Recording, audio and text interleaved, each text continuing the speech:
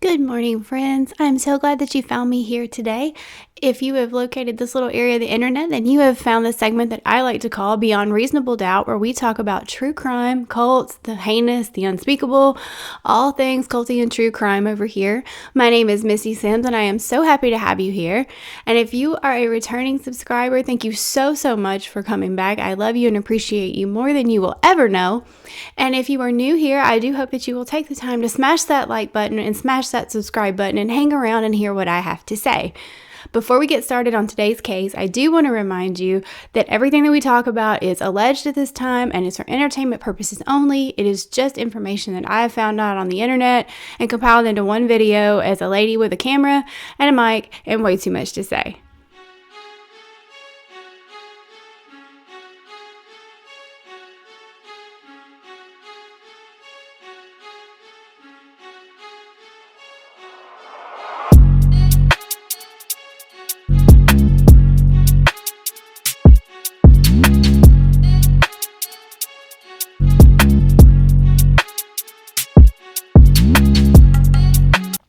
Well, good morning. I hope everyone is having a wonderful day. And I am Misty Sims, and I am bringing a case to you today that is just all over the internet. It has had us all abuzz for, I guess, close to a week now. I think exactly a week. And it is the case of Carlee Russell and the alleged abduction that she claims to have had happened to her. Now, if you don't know, we'll recap. Yesterday there was a press conference, and that is what created a lot more hype around this case. But Carlee Russell is a 25-year-old young lady from Hoover, Alabama. She's absolutely just stunning, seems to be a go-getter. She's a nursing student. She's working full-time. She's doing all these things. If you look at her Facebook page, you just see what looks to be like a promising young lady who is just out there to capture the world and light it on fire. Like, she is just ready to go. But last week, Carlee was alleged to have been abducted on July the 13th. Now, we'll walk back through the timeline of events here a little bit for you, but the press conference that was held yesterday presented a lot of facts that we, the public, had not been privy to up until now. The Hoover Police Department spent quite a bit of time yesterday going over this timeline and going over all the facts. And it was enlightening, and I think the public had been wondering what the heck happened to Carlee, right? What is going on? Do we need to be worried? Do we need to be, locking our doors? Do we need to be doing all these things because there is an abductor on the loose or someone who, has nefarious intent for young women in the Hoover and the Birmingham area? So let's recap just a little bit on Carlee and what was going on. So last Thursday, it was alleged that Carlee had made a phone call as she was traveling down Interstate 459. She claimed to have seen a toddler, about 3 to 4 years old, in her words, that was on the side of the road in a diaper and what appeared to be a white t-shirt and completely alone. So she did the right thing. She called 911 to report this incident of a child in need. After she hung up with 911, she called, I've seen her sister-in-law and I've seen her brother's girlfriend. Either way, it was her brother's partner, who she apparently is very close to. She called her to explain what she was seeing while she's waiting on the police to arrive.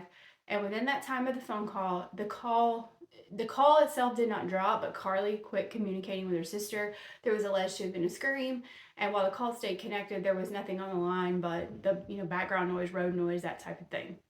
From the time that she placed the 911 call, it took police 5 minutes to get to her. So pretty quick response, especially, being in the middle of the interstate.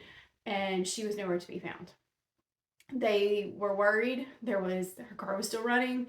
There were some items that most anybody wouldn't have left behind. A few things in particular, like her cell phone obviously was on the ground. I believe her Apple Watch was in the car. Her purse was in the car. She was known to wear wigs quite often. Her wig was in the car.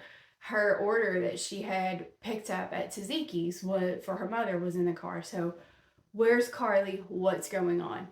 49 hours later, Carlee returns home, barefoot but alive, and to her family's front door. What happened in those 49 hours? Where had Carlee been?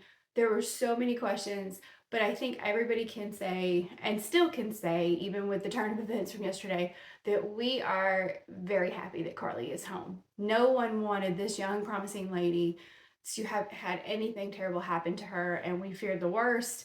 And the longer someone's missing, we all know as true crime buffs and true crime lovers that that doesn't always bode well. There are some success stories, but we were worried, right? We were all worried. We were all praying. We were all worrying. We were all clinging to the news, or at least I was.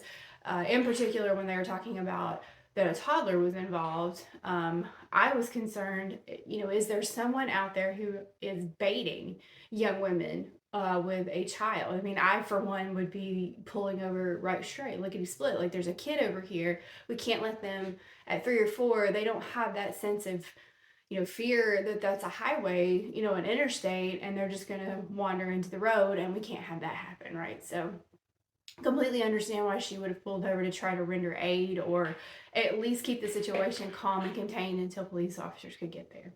So we hit the point in society where we can't do that anymore. Is someone using the good Samaritans and the good nature of people and exploiting that for their own nefarious reasons. It was a lot going on there. So sorry, there's a little break in the video there. I had to get my cat to stop shaking the door of the recording room that I'm using. Eventually, I'm just gonna let him in. I need to get like a cat tree or something back here where y'all can see him. I have 2. So anyways, so what was going on? Are we to be worried as the public? I think that's everybody's, was in the back of everybody's mind. Well, let's walk through what the police shared with us yesterday. The police chief of Hoover, I think, did a great job outlining nothing but the facts. The press was a little rough on him, asking questions. Is this going to affect searches in the future, particularly from young Black women, things like that? And he was very quick to assure everyone that the Hoover Police Department would not be impacted by anything like that. They would investigate any crime or any ill intent, any missing person, anything like that to the fullest extent, just as they're investigating this case. So, and kudos to the Hoover Police Department, because as we walk through this, they've done an outstanding job. I think they've involved the Secret Service to get some help. They didn't just confine themselves to their centralized police department. They reached out, they tapped into resources that they needed because they were wanting to bring her home. And as we walk through this, I think you're going to see that they were uncovering some things that didn't quite, math ain't mathin', but they didn't stop. The ultimate goal was to bring her home. And while she returned home on her own accord, I do believe that they were not going to let up until they could find some type of sense of where Carlee was. So I'm going to drop in a few things from the press conference as we go, but I'm going to walk you through what happened with Carlee that evening according to police, according to the Secret Service, and what they found on her phone, because that was one of the first things that they did. You know as well as I do, if you follow true crime at all, your Google history, your phone searches, your texts, all that type of stuff, it might as well be DNA nowadays. They're going to find out what you've been doing and try to track you down, which is, I guess that's fine. If they looked at mine, they would assume I'm a serial killer probably, because that's, obviously I'm doing case research, right? They would be like, what the heck is this girl gonna go do? But it's a great thing, because in this situation, it probably eventually would have hopefully led to them being able to locate her. And I do believe that her phone was left behind so that they couldn't track her with that phone or with that Apple Watch. You let me know if your opinion is the same as we walk through this, but that's what I think. I think she didn't want to be found right away. And I'm not villainizing Carlee in this, and I'll get to that part in my opinion at the end, but I just want to make that clear that that's not what any of these facts are meant to do. They're just to lay the case out as we know it today. Thank everyone for being here today. Besides me stands the team who played a significant role in this investigation. I want to thank our department, members of surrounding local law enforcement agencies, the FBI, Secret Service, United States Marshals, and Aaliyah for their assistance in this case. We said from the evening of July 13th, our focus would be the safe return of Carlee Russell. That occurred on Saturday, July 15th, approximately 49 hours after she called 911 and disappeared. From that point, our focus has been to determine Carlee's whereabouts during that time and what exactly took place. Let me say up front, this investigation is not over. We're still working this case, and we'll work in this case until we uncover every piece of evidence that helps us account for the 49 hours that Carlee Russell was missing. However, through the public interest, and in some cases, public fear, that this story has generated, we owe it to our citizens to tell them the facts that we have uncovered. So I will give you the facts that we know today. On July 13th, at approximately 8:20 p.m., Carlee left work from a business at the Summit. Surveillance video from her place of employment shows Carlee concealed a dark-colored bathrobe, a roll of toilet paper, and other items belonging to the business prior to her departure. She ordered food from Tzatziki's at the Colonnade and traveled there. She then traveled to Target on 280, where she purchased some granola bars and Cheez-Its. From there, she remained in the parking lot at that shopping center until 9:21 p.m., when she drove to I-459. Carlee communicated on her cell phone with individuals known to her while on her path of travel, up to the point of calling 911 at 9:34 p.m. So Carlee had some search history on her phone that the police brought up yesterday that was questionable. Starting on July the 11th around 7:30 a.m., she Google searched, "Do you have to pay for an Amber Alert?" Kind of an odd search. She followed that up with another search by what was the maximum age for an Amber Alert. Now, mind you, Carlee's 25, so I don't have the maximum age of Amber Alerts in front of me, but typically that is associated with children. And there are other alerts though for adults and seniors and things like that. So I don't know what the max age of an Amber Alert is. I'll drop it in as a highlight if I can find that. I'm a little hesitant to Google that right now because I feel like they're going to be like, well, where are you about to go? Not leaving. If I disappear, guys, y'all call the police because somebody got me. I'm not leaving on my own. On July the 13th, which was the day that she went missing, at 1:03 a.m., she searched for how to take money from a cash register without getting caught. Now, mind you, she was going to work that afternoon. At 2:13 a.m., she Googled Birmingham bus stations. 2:35 a.m., one-way bus ticket from Birmingham to Nashville with a departure date of July the 13th, so the day in question. And then at 12:10 p.m. on July the 13th, she Googled the movie Taken. Now, if you guys have seen the movie Taken, you know that's all about an abduction and a man who is going through just absolutely everything that he can go through to get his daughter back. So keep that one in mind.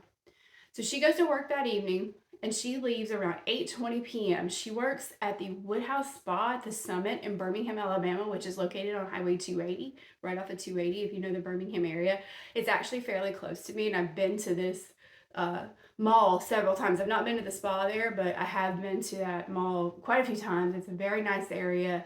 A lot of people, heavily trafficked, area. So I would assume if she was Googling the part about taking money from the cash register, this is probably somewhere that would have quite a bit of cash in the cash register. So, I don't know that that's what she was going to do. Obviously, I wasn't there, but this probably would be a place that she could get some funds if she needed them. So she leaves work around 8:20. Now, when she leaves work, she leaves with some items. We assume some cash from the cash registers, and she did return home with cash on her. But she also left with a robe that she took from the spa and a roll of toilet paper. She goes to her car.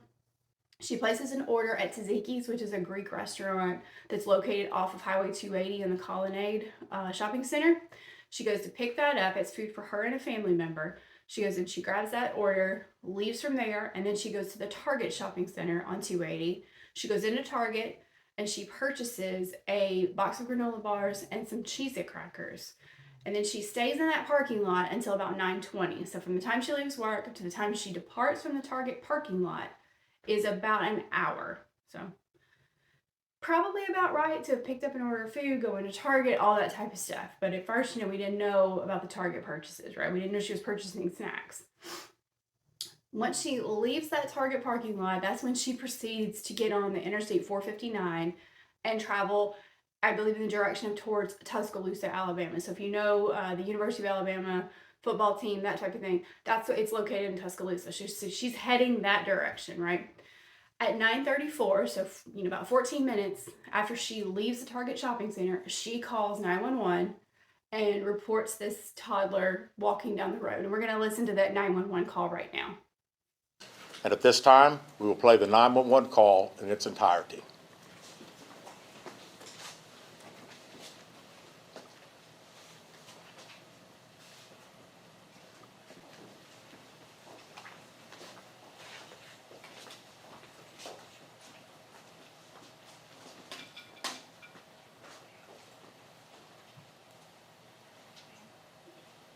Hi, I am on Interstate 459, and there is a kid just walking by themselves. Oh, hold on. Where on 49 are you? I'm right next to the exit 10 by the Hoover Med, like to get off by the Hoover Med. Okay, so you're before that exit? Yes. Okay, and were you headed southbound or northbound? Like towards Tuscaloosa or towards 280?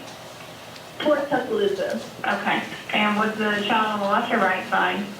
On the right side. Were they walking northbound or southbound? They're walking towards Tuscaloosa. Walking southbound, or how old do they look? Like a toddler, like maybe like 3 or 4. Did you pull over with them? Are you still with them? Yes. Okay, are you with the child right now? No, I'm not. I didn't get out of the car. I can see them though. Do you mind staying and keeping an eye on them until we get there? Yeah, sure, yeah. Okay, what kind of car are you in? I'm in a red Mercedes Benz. Is that a sedan or SUV? SUV. I mean, it's a sedan. Sorry. Can you put your hazards on for me? Yeah, they're on. Okay. Did you talk to the child at all, or did you say anything to them? No. Okay. No. Do they look like they're injured? No, they don't. Are they white, black, Hispanic, or Asian? They're white. Okay. Is it male or female? I think it's a boy, a little boy. White male? Okay. So is he wearing clothes? Yes. Okay. What is he wearing? It's a white t-shirt, and it doesn't look like he has any pants on. It looks like a diaper. And you don't see any cars anywhere? No cars anywhere.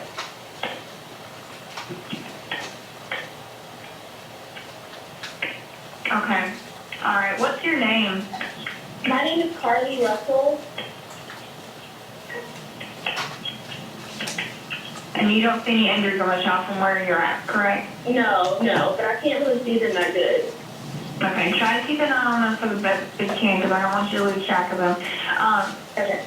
All right, and do they have shoes on? No. Shoes? Not that I can see. I can't really see that one. Okay.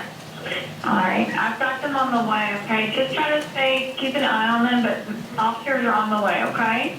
Okay, thanks. Thank you. Okay, bye.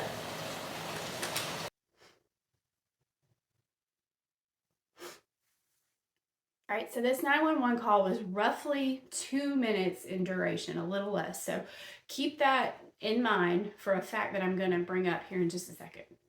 At 9:36 p.m., that's when she makes that phone call to her sister-in-law, brother's girlfriend, family member. She calls them, and that is where the chaos starts. So she drops the call, and everybody loses their mind because Carlee's been taken, is what we assume. 49 hours later, she shows up at her parents' home at, I believe it was 10:45 on July 15th. Her mom says that they did their best to hug her, but given the situation, she wasn't in much of a state to do that. So they took her onto the hospital to get her evaluated and all that type of stuff. So she had on her person, no shoes on, but she did have $107 in cash in her right sock. So those are facts. That's everything that we know. Now let's talk about some things that have been alleged in that 49-hour time period. It is alleged that the night before Carlee returned home, that her parents received an anonymous tip to go to the Red Roof Inn because Carlee was there. I've heard reports that it was anonymous, and then I've heard reports that it was Carlee herself that called. And then I've seen from her mother a statement that was released that said it was a text message and it was a hoax. However, it went down. They did travel to this Red Roof Inn, and I can drop that 911 call in here for you now. 754 unclassified complaint, 1466 Montgomery Highway at the Red Roof Inn.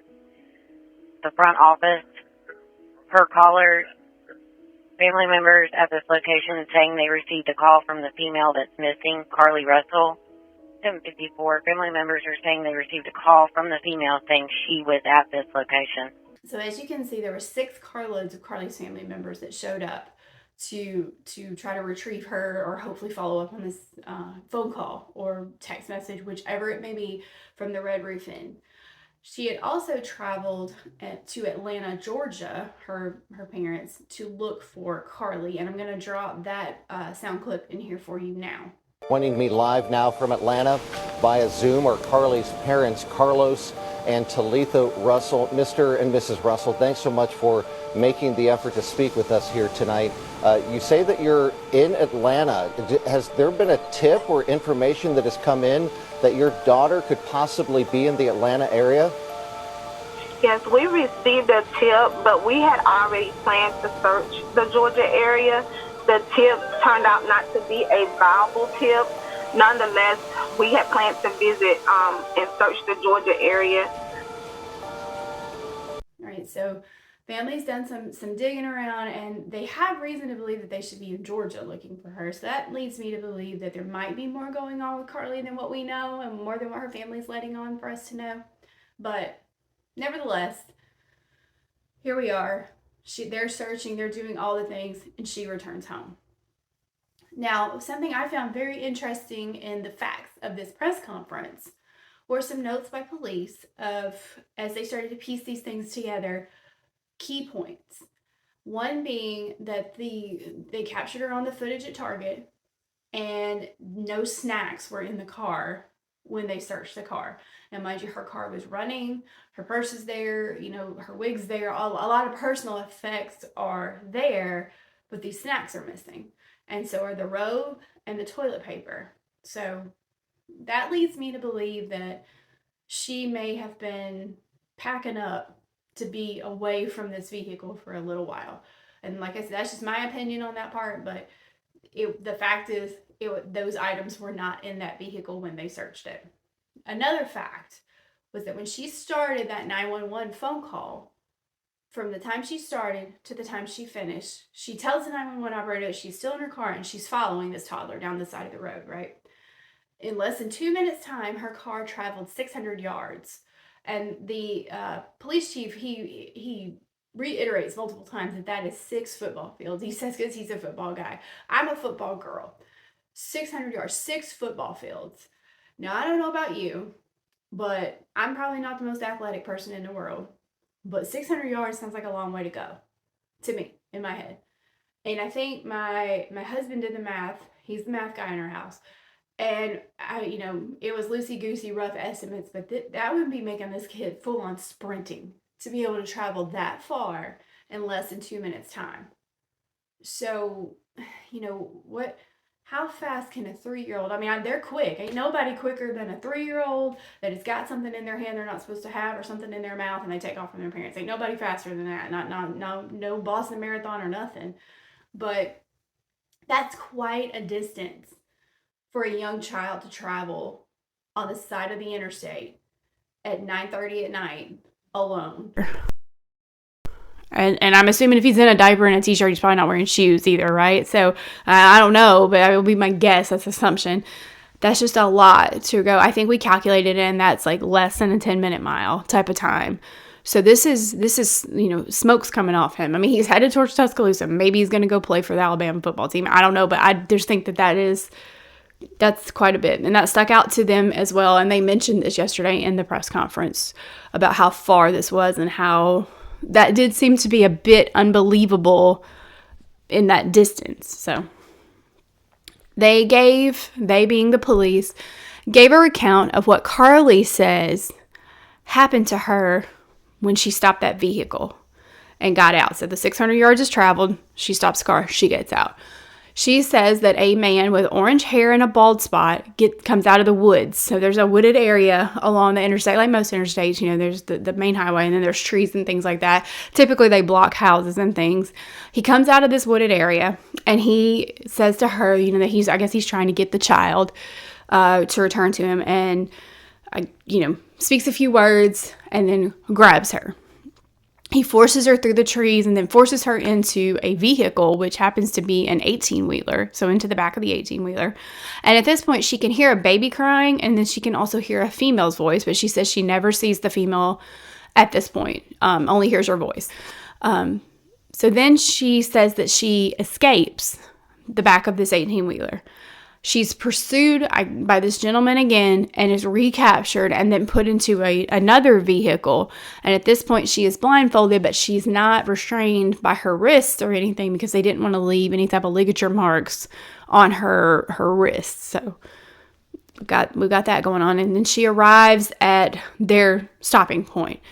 She doesn't, she's blindfolded. She doesn't know if this is a house or what, but they get to where they're going. She gets out. They have her remove her clothing, and she believes at this time that they take pictures of her, but she does not recall any type of sexual attack or sexual assault. So we are grateful, that she was not assaulted in any way. She says that the woman at this point feeds her cheese crackers, so I'm thinking the cheeses that she got from Target, right? Like, she does make reference that she's eating some of those, and plays with her hair. So she paints the woman to be as friendly as one can be who's just abducted someone. She describes the lady, in sort of a positive light, I guess, according to police. And then she says that the man and the woman put her back into a vehicle and they begin to drive. At this point, she escapes again, and she runs and she runs and runs and runs, and that finally takes her through some wooded areas and then ultimately back to her parents' house. That's the events that she claims happened. So police at this point do not believe that there has been an abduction. They do not believe that Carlee is being truthful in this portion of the conversation, just based on her search history, based upon the snack purchases and what was taken with her out of the vehicle. And they have no footage on this interstate cameras. We've seen the traffic cams here.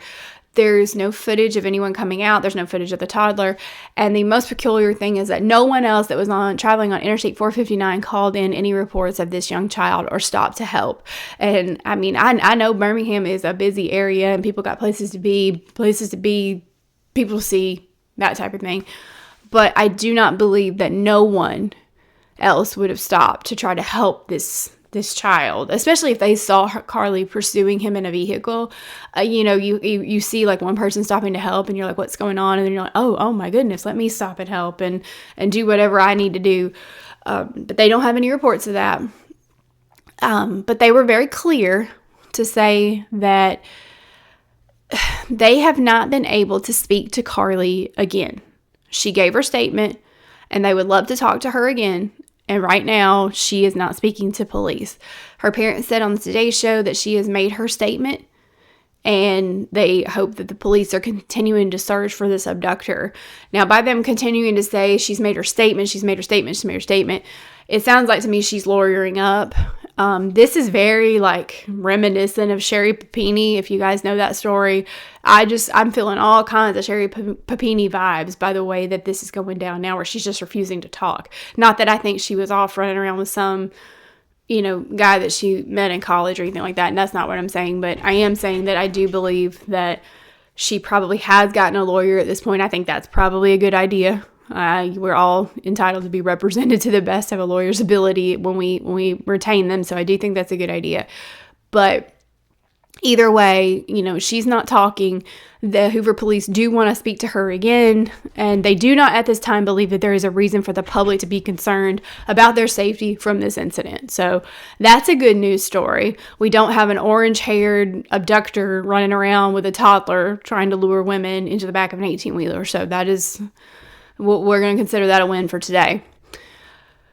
The scary part to me is that we don't know, and the police don't know, why she did this and why this happened. We do know, obviously there's some deceit here, and we're getting into a little bit of my opinion portion of this, but there was deceit here, and we can't deny that. There are some things that we're told that now don't add up, and there are things that were left out.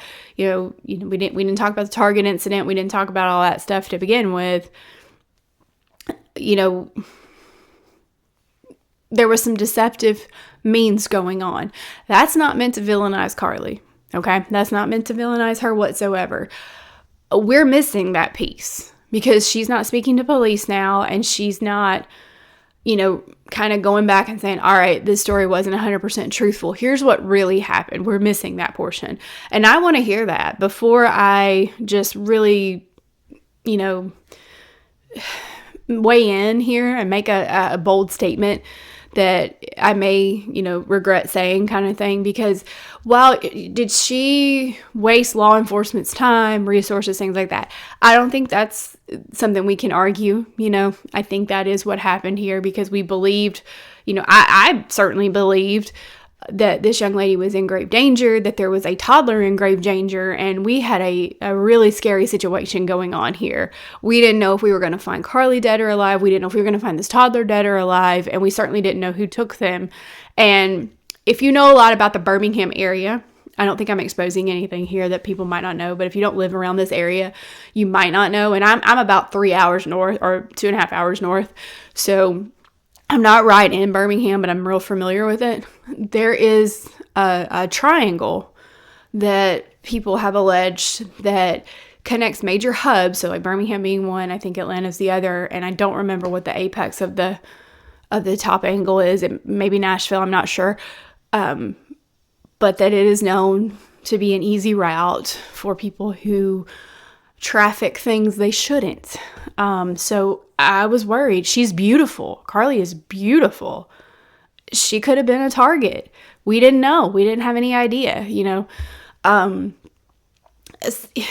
it was scary. But I don't think that's what happened in this particular situation. At least not the abduction part. Now, I'm not saying that she hasn't hooked up with some of the wrong people. Her parents had a reason to go to Atlanta. What was that reason? Did they know she was talking to somebody over there? Did they know she had friends that had traveled over there and she wanted to go be with them? And maybe her parents didn't want her to. And she still lives with her family. So even though she's 25, you still, if you're close to your family at all, you don't want to disappoint them. And if they tell you not to do something, it's in the back of your head the whole time, even if you've grown. It doesn't matter. You're thinking about it. So maybe, she was like, well, I want to go do this and I'm going to pull a caper like this and then take off, and they won't be mad. Once they find me, they won't be mad because they're going to think I was abducted. No idea, because she's not talking, right? I mean, everything that we're doing is just speculating at this point. The police did say that there's no known history of mental illness. They did not allude to anything being in her system, like a substance or anything like that, which I kind of thought first, maybe. Once it starts coming out that this might not be an abduction, I was like, okay, well, was there some substance going on? Because we just talked about the Rudy Farias case in the news. I haven't covered that case yet because, quite frankly, I'm still trying to make heads or tails of that one. But Rudy was under the influence of some heavy substances, according to him, allegedly. So, substance makes people do a lot of things that they wouldn't normally do. Could this be the case? She didn't appear as such. She appeared to be a go-getting young lady who was, like I said, she's going to nursing school. She's doing a lot of things. She's holding down a job. She's doing several things that would lead me to believe that substances probably weren't high on her priority list. But you never know. Somebody can get involved in something and it gets out of hand before they realize it. And here she is. We just don't know. We don't know what was going on, but that was what the police said yesterday in the press conference, that there was no known notes of anything on the talk screen or anything like that. So I'm at a loss here. I don't know what happened. I don't know why she did what she did. There may not be any mental health history there, any issues, but I do question, could she have possibly just had an episode, an instance, maybe she was under a lot of pressure at school and it got to her and she broke, or maybe she's, her family seems to be loving and caring kind of thing. But, we've seen in these true crime cases how well hidden things are. So who knows? Who knows what's really going on? And we won't know until she says more and until she admits the truth about what happened. But I don't want to villainize her until then. I do think it was wrong to falsely report something like this, because you scared an entire community of people. We were worried for you. We were worried for a kid. We were worried for just everything. And I'm thankful that she's home and safe. I don't care. I don't care what it was over, what it was, what she did. I don't care.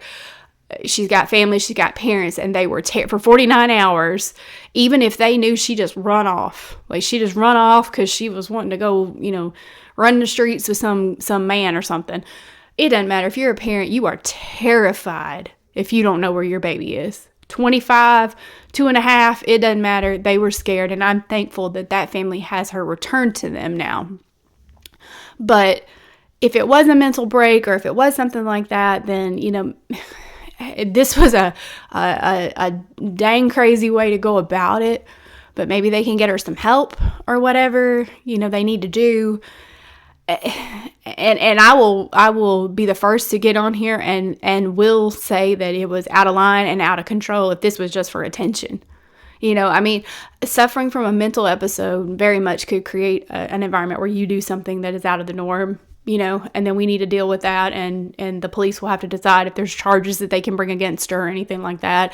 But if it was just for attention, then I will be the first one to say that I'm extremely upset with anybody that is, self-absorbed enough to think that that's an okay way to behave. So I don't know, you guys. What do you guys think that caused this and why she did this? Like I said, we know there's some deceit here based on the facts, but we don't know what was going on in her head at this time. And I don't want to speculate or villainize her until we do know. And that's not me being a softie or anything like that, or, saying that it's okay to waste police's time. It's not. None of that was okay. But I do like to know the why. And if it were my daughter, my daughter is only a young child right now, so I don't think she'd be planning some great escape caper. And she certainly isn't going to get to watch the movie Taken until she's much older. But if she had done this and I found out that, something in her life was causing her to mentally struggle, then I would want people to show her some grace while we got her the help that she needed. That would be where I'm at. So I'm trying to look at it through that lens. And then I'm also the type that if she did it just for some kind of like crazy attention, just to do it, then I would probably be the first one I'd go on the Today Show then and be like, yeah, y'all can be mad at her because this is wild, and she's 25, but I've grounded her butt till she's 45 because that's where we're at. If she wants to act like a child, I'll treat her like a child, that type of thing. So I don't know, and I don't know if it was a mental episode either because it was thought out. I think. Other than the searches and things didn't start until 2 days before, so that seems kind of like a rash reaction, so maybe not. But you went and got snacks, you were looking like, where can I get cash because I can't be using cards. I'm gonna leave my phone and I'm gonna leave the Apple Watch because I don't want people to find me. I'm gonna call something in so that way they're look over here but not over here. I don't know. I'm a religious person. I don't hide that. So I'm gonna keep praying for her because regardless, I think this girl needs some type of intervention regardless of how this occurred, be it mental help or just putting her in her room to think about what she did. I don't know. Y'all let me know what you think down in the comments. I've rambled on enough about this one. This case has had me up in arms since July the 13th, and I was the first one to jump on here on a short and say she's home and let's be respectful and be kind because we don't know what went down, all that type of stuff, and I'm still saying that. Let's still be kind and respectful. She's got family. She's got a boyfriend. She's got all these people in her life that, we don't know what they know and what they don't know. But either way, they're hurting right now. I think that they're going through all this and they got national attention from this. Everybody knows all their business right now. So let's just be kind. I don't think they were all involved. I'm not saying someone didn't know something. But I am saying I don't think the whole group of them did. And if you got 6 carloads of people showing up for you because they think you're at the Red Roof Inn, you've got people that love you and care about you. So we'll choose kindness here. We'll choose grace. The law enforcement will handle this in the appropriate manner. Again, kudos to the Hoover Police Department. If anything ever happens to me, y'all call them because they seem like they're Johnny on the spot to get involved and then go out and reach out to other resources if they need them. So good job to them, and I hope they do get to talk to her soon. I think she owes them an explanation for taking up several days of their time and their resources, and then, we can go from there and either pursue some mental health help for her or whatever she may need. So leave me your opinion in the comments. I've been loving reading some of these. I'm a brand new YouTuber, so I don't get a ton yet, but I love when you guys do leave comments just so I can see what you're thinking, because lots of times you expose something that I wasn't thinking about, or I didn't, a piece of information that I didn't know about the case or something like that. So it's always awesome to read it. I'll try to respond to you if I see it. Sometimes my notifications aren't always the best, but I do try to go out there and talk to you guys when I can. If you're listening to this over on Spotify, I love you guys too. Thank you so much. You can follow podcasts over there, so I encourage you to do that. And until next time, I wasn't planning on dropping 2 episodes this week, but here I am, and I don't know, maybe we'll get a surprise and I'll drop another one. Who knows? Until then, I will see you next time, and I want you to stay sweet out there, stay safe, my cupcakes, and always choose kindness. Bye.